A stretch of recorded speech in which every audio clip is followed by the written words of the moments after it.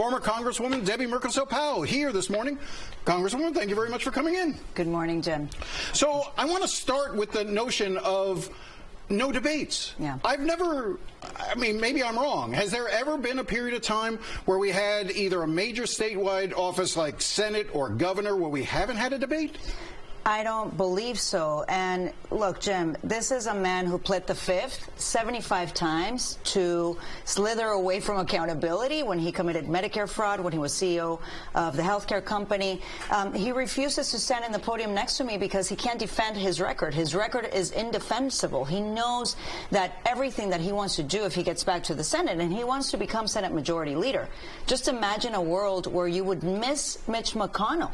I mean, this is a man who wants to push for a national abortion ban. He proposed eliminating Medicare and Social Security. He wants to raise taxes on middle-class families. It seems like, once again, he's pleading the fifth right now, right? Avoiding having a discussion and actually abandoning his duty to talk to the people that elected him. Why does he think he deserves another 6 years? I mean, I looked around the country, California, basically every state, Maryland, we could rattle them all through, Michigan, even in Texas. Even in Texas. Ted Cruz debated his opponent in Texas. Yeah, I mean, I do think that it's dereliction of duty, and I do believe that it is a disservice to Floridians, and it's obvious that he knows that if we stand in a podium next to each other to talk about the issues, the contrast will be so clear. All right, so let's jump in there. So tell me what that contrast would be.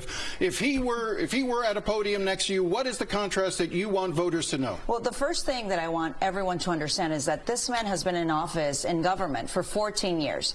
He has been using the power of that seat for his own self-gain. For me, it's always been about public service, serving the people of Florida, regardless of political affiliations, right? So when I was in Congress, I was very proud to have written a bill to expand Medicare coverage while Rick Scott was writing that 11-point plan for America, which I call it the preamble for Project 2025.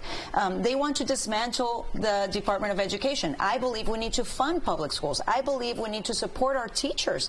He has been attacking teachers, saying that they're socialists. I think that it's incredibly important for us to tackle the affordability crisis that we have in our state. I have proposed putting a bill on the Senate that would lower property insurance rates by 25%. How would it do that? Tell me how that would do that. It's a federally backed program which would provide insurance companies with the backup of, instead of having enough funding for a once in 150-year storm, it would be once in 50 years. But also, for the crisis that we have with housing. A lot of students that I've been talking to, and I was yesterday at UCF, they can't afford to move out of their home. They can't afford to pay for rent.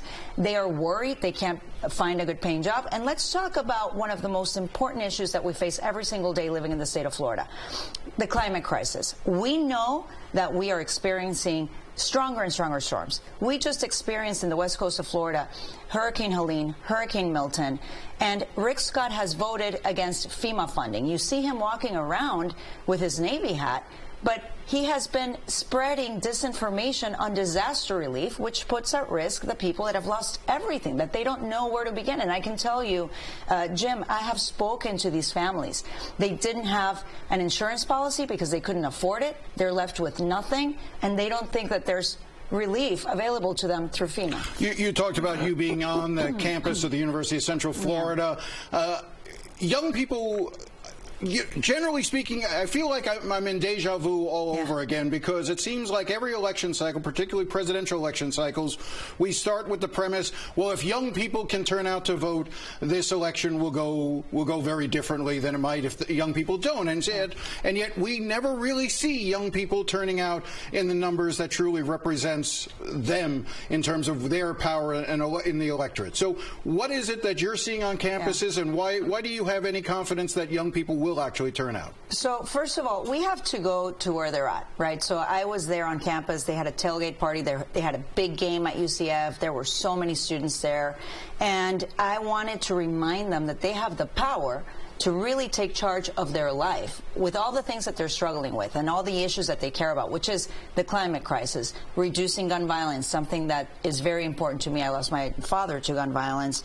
If they remember that they have the power to make those changes, that motivates them. And yesterday I spoke with a lot of students that had not voted yet, but that they were getting ready to vote. They were making a plan. They have voting polling locations at FIU here at the university. I worked at FIU. Come on, Panthers. Let's do this. And also in various locations. And I'm going to be visiting universities all next week, reminding them that the power that they have is to lift up their voices through their vote. We have seen, though, Republicans, particularly Donald Trump, make a very strong case towards trying to turn particularly young men towards his campaign and theoretically towards Rick Scott's. What is it that you think young men today, I'm an old man. I'm not an old woman. You're not an old woman. No. Don't even go there. But what my point is that you know, what do you think it is that is taking place among young men, particularly now, that is causing them to run in that direction? So I'm a mom. I have 3 kids. I have 2 daughters. I have a son. My son is 19 years old, and I've seen how they have retreated a little bit, not my son or his friends, but I think that we are not including them in the conversation, and we need to lift them up just as much as we need to lift up young girls. You know, being a mom, having both, I understand how important it is to include them in the conversation. When we talk about protecting reproductive freedom, I've spoken to my son about that, how this could affect him as well, and he understands it, and we have to have those conversations and bring young men in, and I think that they're capitalizing on that, and there's a lot of disinformation. For a lot of young men, it's about building wealth. Well, I have a lot of plans to build wealth, right? I mean, we need to make sure that we provide access to financing for women and men that want to start their businesses, not only small businesses, but investment firms. I had a conversation with women, a lot of them CEOs of their own companies. We have to lift people up. Let's talk about how everyone can make it here in America. I did so as an immigrant coming here with nothing. We should be able to do that. Let's protect those opportunities, and young men are interested in that. Let's have that conversation. Well, let's talk about immigration for a second. You just sort of touched on it. This has been a very persuasive issue on the Republican side of things because they believe that Democrats have failed to secure the border, failed to do the things that are necessary. Well, how do you respond? Look, Rick Scott cannot talk about the border. He had 2 opportunities to support a bipartisan bill that came to the Senate floor, and it was a bill written by a very conservative Republican and a Democrat, which provided funding for the border. It was endorsed by Customs and Border Patrol, and he voted against it. But they have been using this issue to weaponize politics, to divide us. So I would have voted for that bill. I support border security. We need to protect our national security. But we also need to provide legal pathways. I've spoken to Republican business owners in the state of Florida. They rely on immigrants in tourism, in the agricultural sector, in real estate. They need those workers, and they want legal pathways. And we're not talking about that. But you know what also is being left behind? The issue of Cuba, Nicaragua, Venezuela, these dictatorships that are choking people's opportunities and the political and social institutions. They need to flee those countries. And what are we doing? No one's really talking about that. You hear them right before election talking about some of the issues there. I want to figure out ways and reach on a bipartisan basis to support countries in Latin America so that we can support freedom and democracy. You mentioned it briefly before, and we've talked before. I know this story, but viewers may not. You mentioned about gun violence and how your father's life was taken. It wasn't here in the U.S. It was in where he was from. Right. Talk to me about the significance, the importance of the gun issue for you moving forward. You know, I don't think a lot of politicians, particularly people like Rick Scott, understand how families are broken when you lose a loved one through gun violence in such a violent manner. And it's a pain and an experience that has linked me and bonded me with too many families here in Florida, parents that lost their children at Marjorie Stoneman Douglas. We saw what happened at Pulse. I know the parents of some of those victims as well.